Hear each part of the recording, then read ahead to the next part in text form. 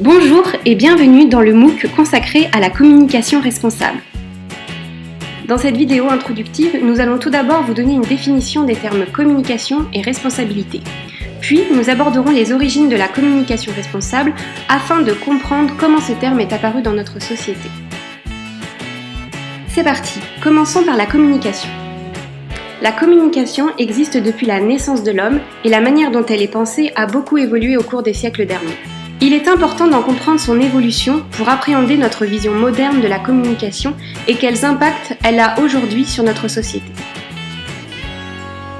Revenons au sens originel du terme. La communication signifie participer à et se rapproche du latin communicare, qui veut dire mettre en commun ou être en relation. Avec le temps, la notion de communication a lentement dérivé vers une autre notion, celle de transmettre une information. Au sens plus large, la communication représente l'ensemble des interactions entre les individus, mais aussi les moyens techniques permettant la diffusion de messages auprès d'une audience. La pratique de la communication est indissociable de la vie en société. Selon l'école de Palo Alto, la communication est fondamentale et essentielle pour l'homme. On ne peut pas ne pas communiquer. Que l'on se taise ou que l'on parle, tout est communication, verbale ou non verbale. Voyons l'évolution des modes de pensée de la communication. Commençons par les sophistes. Ce sont des penseurs de la Grèce antique. Ils ont développé l'art de la rhétorique et ils voient la communication comme un instrument qui permet d'arriver à ses fins. Pour eux, la communication, c'est l'art de la manipulation. Selon les sophistes, la communication permet d'élaborer des normes de connaissance, des techniques pour atteindre un certain nombre d'objectifs. La communication n'est pas seulement un transfert d'informations, mais aussi un instrument du pouvoir que l'on peut utiliser à des fins éthiques ou non.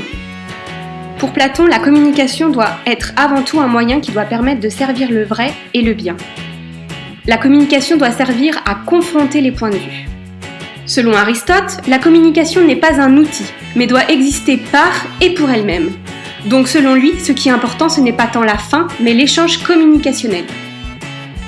À partir de Descartes, la communication n'est plus pensée comme un instrument.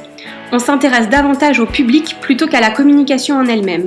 Il voit la communication comme une méthode rationnelle qui permet d'atteindre un objectif. Pour Leibniz, la communication doit réduire les perspectives individuelles au profit de l'intérêt public. Il s'agit de réduire les interprétations. Il faut, selon lui, sur une même thématique, réduire les avis différents pour arriver à un consensus. Et enfin, Kant dit que la communication, pour être efficace, doit faciliter le vivre ensemble, la vie en collectivité. Il souligne l'importance de la communication dans la gestion politique et dans la gestion de la société plus largement. Ces différents courants de pensée permettent de mettre en évidence l'évolution des façons de concevoir et d'utiliser la communication à travers les siècles. La communication est une notion en constante évolution qui fluctue selon les sociétés, les modèles politiques, économiques et les innovations technologiques, telles que l'imprimerie, le téléphone ou encore l'Internet. Elle peut être également utilisée différemment selon les publics, tels que les politiques, les entreprises, l'État ou encore la presse. Passons désormais à la notion de responsabilité. La responsabilité est l'obligation de répondre de ses actes, principalement dans les cas où ceux-ci sont condamnables légalement ou moralement. Répondre de ses actes, c'est en assumer toutes les conséquences. Philosophiquement, c'est surtout s'exposer au jugement d'autrui, voire de soi-même. Ce dernier cas peut être illustré par exemple par la mauvaise conscience, qui suppose toujours la responsabilité de ce qu'on a fait. Il existe deux types de responsabilité. La responsabilité indirecte, qui fait référence au fait d'être responsable de quelqu'un.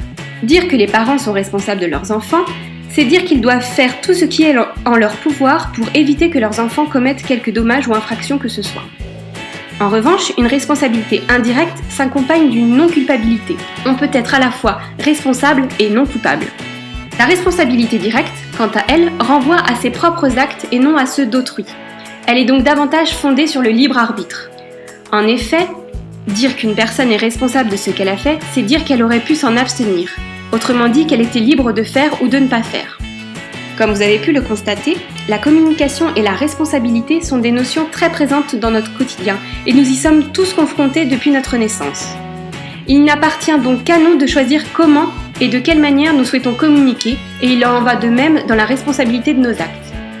Cependant, il convient également de prendre en compte de nombreux facteurs extérieurs tels que notre environnement économique ou politique, ou bien notre situation géographique, personnelle ou professionnelle. Ceux-ci auront un impact sur nos manières de communiquer qui peuvent être fortement influencées par la société dans laquelle nous nous trouvons. Intéressons-nous maintenant aux origines de la communication responsable. Les progrès scientifiques et technologiques de ces dernières années ont conduit à des abus de la part des grandes entreprises.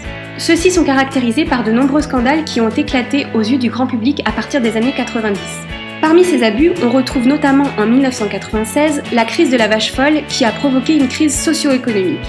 Ou encore, durant les années 90, on constate la pollution dans de grands sites industriels français et le développement de la délinquance. On peut aussi citer en 1997 la marque Nike qui emploie des enfants, sous-paie ses employés et les maltraite. Ou encore le géant Apple qui fait scandale pour les mêmes raisons que Nike. Aussi en 2009, des études ont révélé une forte dégradation de l'eau courante.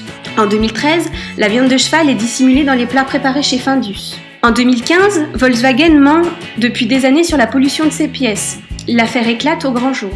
Et on peut aussi parler de la FIFA en 2015 avec la corruption de plusieurs hauts dirigeants. On assiste donc à la perte de confiance et à la prise de conscience des citoyens. Les nombreux scandales qui ont éclaté à partir des années 90 ont eu comme répercussion une baisse importante de la confiance des consommateurs envers les messages et les communications délivrées par les grandes entreprises. Dans ce climat de perte de confiance, les préoccupations de santé et de bien-être, le souci du local et du social se renforcent et apparaissent plus que jamais comme majeurs pour les citoyens.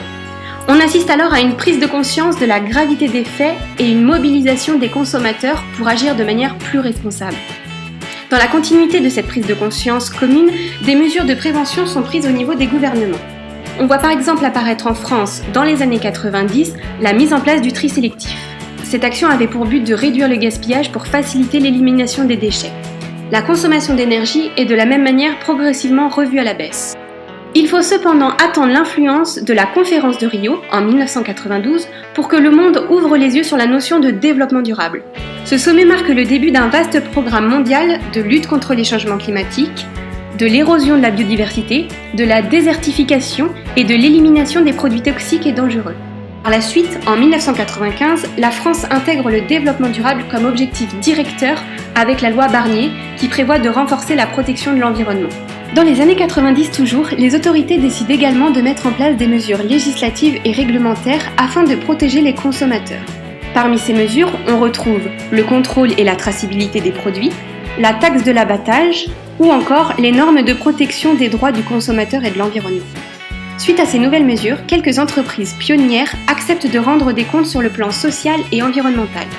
C'est en 2001 que l'Union européenne investit dans la promotion de la responsabilité sociale d'entreprise, dite RSE, et les premiers retours d'expérience se font ressentir quelques années après en France. Les scandales sociaux et environnementaux qui touchent les entreprises aujourd'hui sont de plus en plus nombreux, notamment avec le développement du web et la volonté du grand public de faire connaître la vérité et d'instaurer aux entreprises des pratiques meilleures et plus responsables.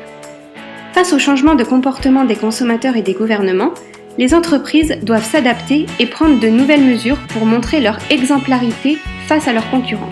C'est la naissance de la notion de communication responsable.